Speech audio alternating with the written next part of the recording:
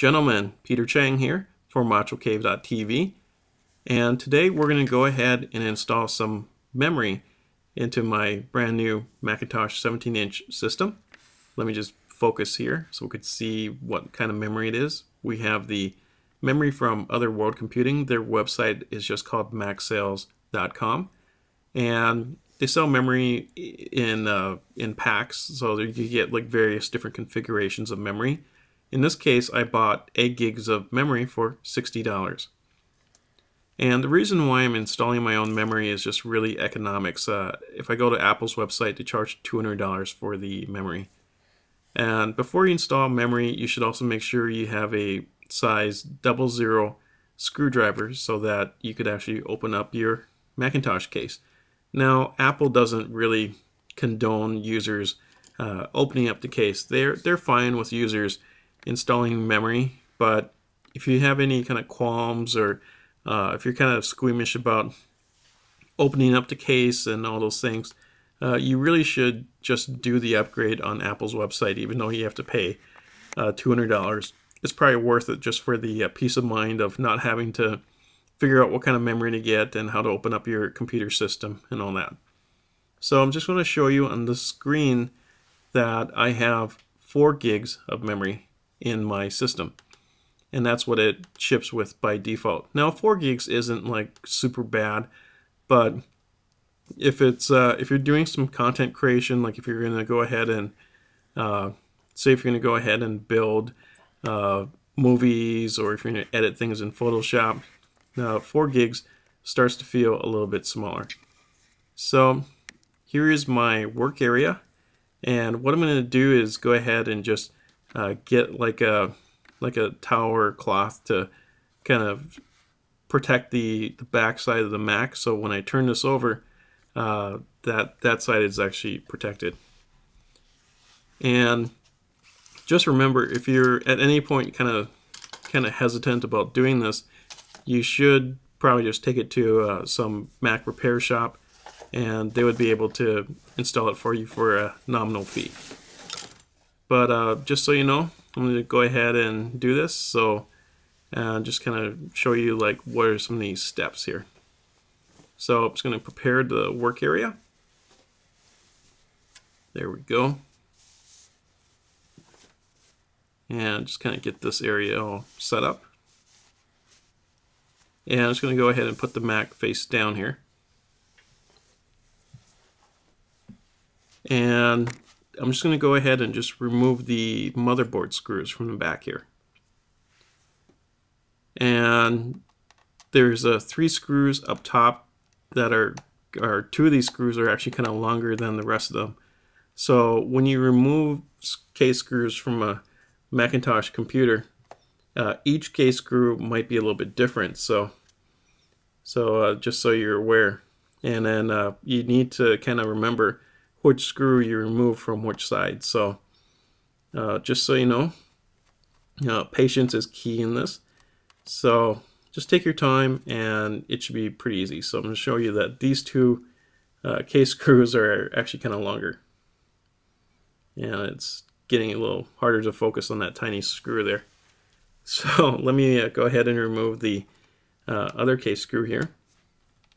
So when I put the lid back on, I might just start with these 3 to put back on first.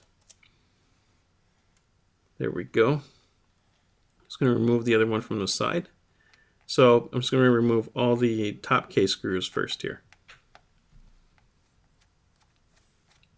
So far, just be patient. You don't want to accidentally slip and then scratch the case with your screwdriver. So just kind of take your time with it. And this case screw is smaller than the rest. All right, so about 3 or 4 case screws down, and just a few more to go. So I'm just going to go ahead and unscrew the one on the left-hand side. So once I work my way down through that, I'm just going to go ahead and remove all the other case screws around the periphery. And just take your time with this it's you're in no hurry. Also, just remember when you are going to remove the lid of the computer, you need to make sure that your Mac is actually powered down so that everything is basically just turned off. So before you're going to remove anything or install anything, you need to make 100% positive that your system is completely shut down. If it isn't, like, there's still time to, like, flip your computer over and then just make sure you shut it down before you remove the lid. So here I am, just a few more case screws. So take your time with it. Also, just remember, like, when you're removing the case screws, you want to turn left to loosen the screw. So here I am, just turning left.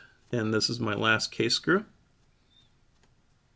And I got that one pulled out. Fantastic.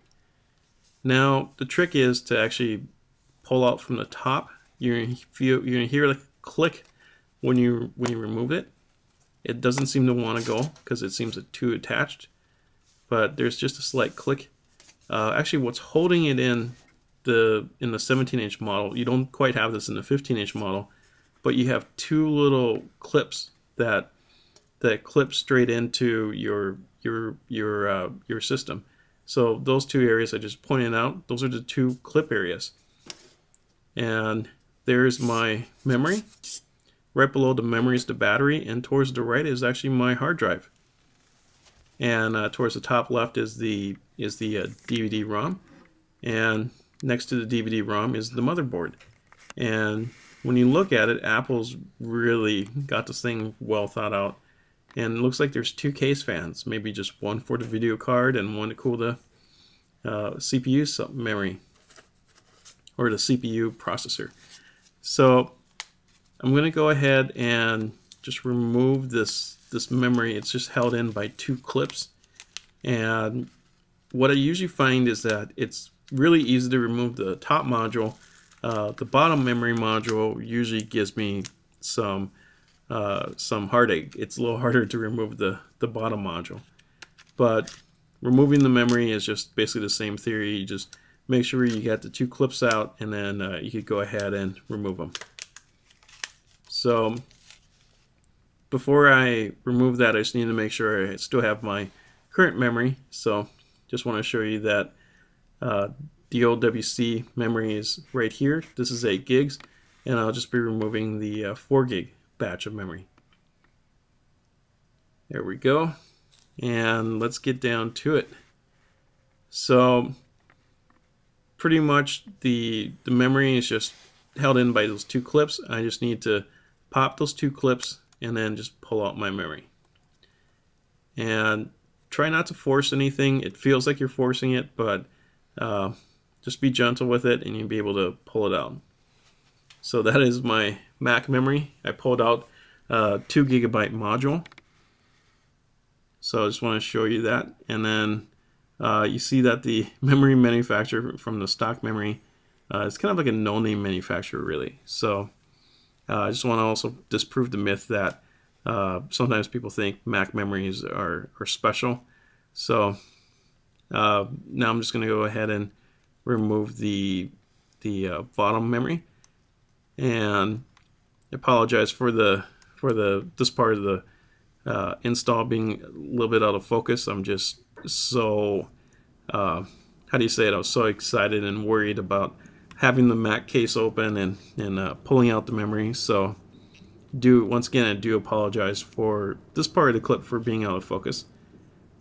And just so you know that you actually see me kind of struggle with this bottom side of the memory. It just doesn't want to come out. So I just want to show you that one trick I did was actually just try to use the screwdriver to kind of pry out like a part that I had a little trouble with. That didn't seem to work, so I just kind of go ahead and just slid a little bit here. And what you're going to find is you might also have the same trouble. But for me, no matter what Mac laptop or system I'm using, for some reason that I always have trouble with that bottom memory module. So I'm just going to go ahead and just make sure that I'm pushing and pulling, and then that was the trick to get it out. So I just had to really just kind of push and then just kind of pull to get that last slot out.